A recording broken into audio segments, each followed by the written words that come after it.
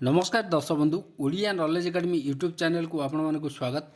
आपन जदि हम चैनल को प्रथम आसती दयाकोरी चैनल सब्सक्राइब बटन क्लिक करी चैनल को सब्सक्राइब करेंगे। वीडियोटी भल लगे निश्चय वीडियो को लाइक करेंगे, कमेंट करेंगे, शेयर करेंगे भूलें जहाँद्वारा आप प्रतिदिन नुआ नुआ अपडेट पाइपर। देखो आज गुरुत्वपूर्ण खबर पर नजर पकड़ा जो कि देखा सरकार गुरुत्वपूर्ण निष्पत्ति ने जो कि राज्य कर्मचारी को आम कहीपर गुरुत्वपूर्ण अपडेट रही है से विषय आलोचना करवा। हाईकोर्ट को पुणी एक गुरुत्वपूर्ण राय आम से विषय देखा। दयाकोरी वीडियोटी को शेष पर्यटन देखिए जहाँद्वारा आप संपूर्ण खबर विषय जानीपर। तो चलतु डेन कर आरंभ करें आज खबरटी। तो ये आप देखिए डीएलआर और वार्चार्ज कर्मचारी पाइबे पेंशन। एटी गोटे हाईकोर्ट को गुरुत्वपूर्ण निष्पत्ति अच्छी जो डीएलआर और वार्चार्ज कर्मचारी अच्छा से माने पेंशन पाइबे। जो पेंशन को नहीं राज्य कर्मचारी गुरुत्वपूर्ण निष्पत्ति रही हाईकोर्ट को।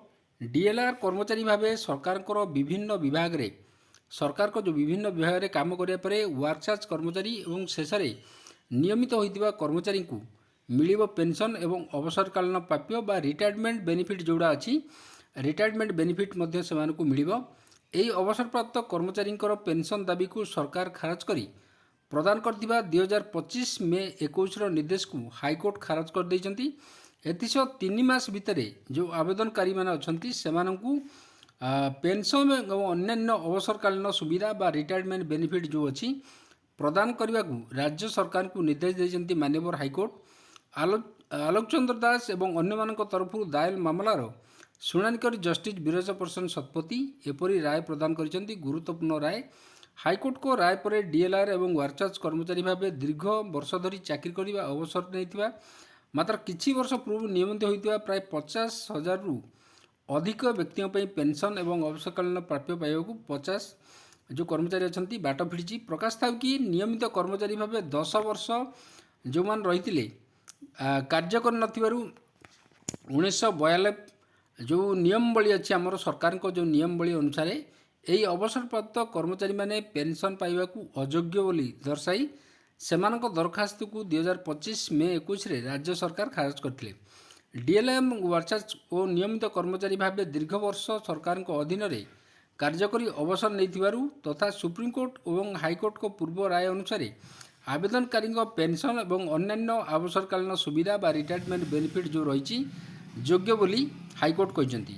मामलार विवरण प्रकाश जे 1983 रु 1985 मध्य पूर्त विभाग में डीएलआर भाव आवेदनकारी माने डीएलआर भाव जोगदे 2011 रु वार्चार्ज होते सेहीपरि 2018 पर से चाकरी नियमित कराइथा बेले एमाने 2024-25 चाकरी अवसर नहीं 3 दशक धरी कार्य करते पेंशन न मिलू केतेक कर्मचारी हाईकोर्ट को द्वारस्थ होते। आवेदनकारी तरफ वरिष्ठ आईनजीवी जो अच्छा मनोज कुमार मिश्र मामला परिचालना करते बेले आईनजीवी तन्मय मिश्र सहायता करते। तो ये गुरुत्वपूर्ण जो रही राज्य सरकार को निर्देश रही गुरुत्वपूर्ण राय हाईकोर्ट को राज्य सरकार को निर्देश हाईकोर्ट रे खारज होती।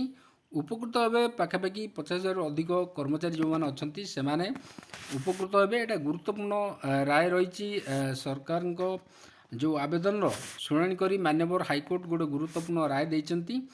एटा गोटे गुरुत्वपूर्ण खबर थिला। जदि खबरटी आपको भल लगा दयाकर निश्चय चैनल को सब्सक्राइब करेंगे, वीडियो को लाइक करेंगे, कमेंट करेंगे, शेयर करेंगे भूलें जहाँद्वारा आप प्रतिदिन नुआ नुआ अपडेट पाइपर। धन्यवाद।